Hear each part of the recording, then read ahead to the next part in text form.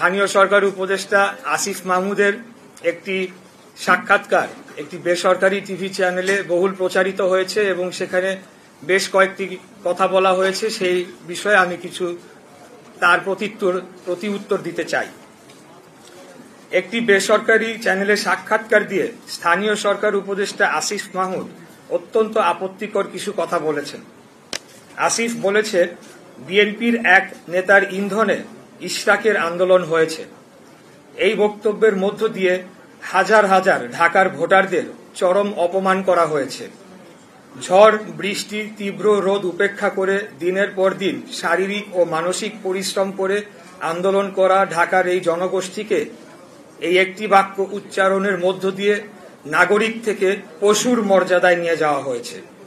এটার জন্য তাকে অবশ্যই নাগরিকদের কাছে ক্ষমা চাইতে হবে। দ্বিতীয়, আসিফ আরেকটা কথা বলেছে, ইশরাককে মিসগাইড করা হয়েছে। এই বক্তব্যের মধ্য দিয়ে তিনি ঔদ্ধত্যপূর্ণ আচরণ করেছেন। তিনি অন্যদের চেয়ে নিজেকে শ্রেষ্ঠ এবং আমাকে ব্যক্তিগতভাবে চরমভাবে হেয় করেছেন। আমাদের ঢাকা নগরবাসীর স্বতঃস্ফূর্ত এই আন্দোলনকে এইভাবে অপমান করার বিরুদ্ধে তীব্র নিন্দা ও প্রতিবাদ জানাচ্ছি। ঢাকার অধিবাসীদের প্রতি চরম অবমাননাকর এই বক্তব্যের জন্য তাকে ক্ষমা চাওয়ার দাবি জানাচ্ছি। আসিফ আরো বলেন, আমাকে তার নির্বাচনী এলাকা কুমিল্লার একটি উপজেলার জনৈক বিএনপি নেতা, আমি নাম উল্লেখ করছি না, প্ররোচনা দিয়েছেন। এই আন্দোলনে অর্থ ও লজিস্টিক্স দিয়েছেন এবং তার কাছে নাকি প্রমাণ রয়েছে। এই প্রমাণ তিনি জাতির সামনে তুলে ধরবেন, অন্যথায় তাকে প্রকাশ্যে ক্ষমা চাইতে হবে। এখানেই তিনি থেমে থাকেন নাই। তিনি বলেছেন, বিএনপির একটি অংশের সরকারের সাথে বোঝাপড়ার দূরত্ব তৈরি হওয়ার কারণে আমাকে ব্যবহার করা হয়েছে। তিনি বিএনপির মতো ঐতিহ্যবাহী পুরনো বৃহৎ রাজনৈতিক দলকে হেয় করেছেন এবং একটি অসত্য অভিযোগ তুলেছেন। তিনি নিজেকে বিশাল কোনো মহামানব হিসেবে উপস্থাপন করেছেন। উনি হয়তো ভুলে গেছেন ওনার জন্মের আগে বিএনপির জন্ম হয়েছে।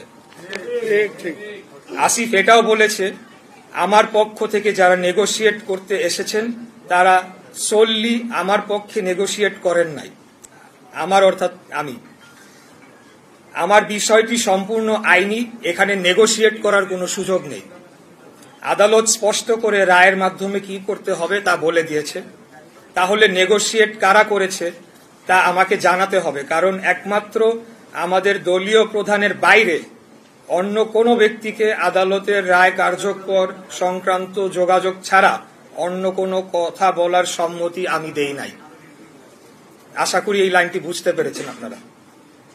তার এই অস্পষ্ট কথাবার্তায় প্রতীয়মান হয় তিনি হয় মিথ্যা বলছেন, না হয় তার বুদ্ধিমত্তা স্থানীয় সরকার মন্ত্রণালয় চালানোর জন্য সম্পূর্ণ অযোগ্য।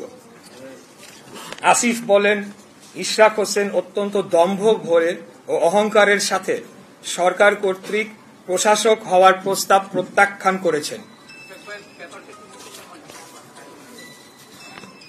বরঞ্চ বিনয়ের সাথে এটি প্রত্যাখ্যান করার কারণ হিসাবে বলতে হবে, একজন বৈধ নির্বাচিত জনপ্রতিনিধি ও রাজনীতিবিদের জন্য এই প্রস্তাব অপমানজনক। 7, আসিফ মাহমুদ বলেছেন, সরকার কোনো নির্বাচনকে বৈধতা দিবে না। এটা কোন প্রক্রিয়ায় বাস্তবায়ন করা হবে এবং কবে, এটি প্রশ্ন রয়েছে।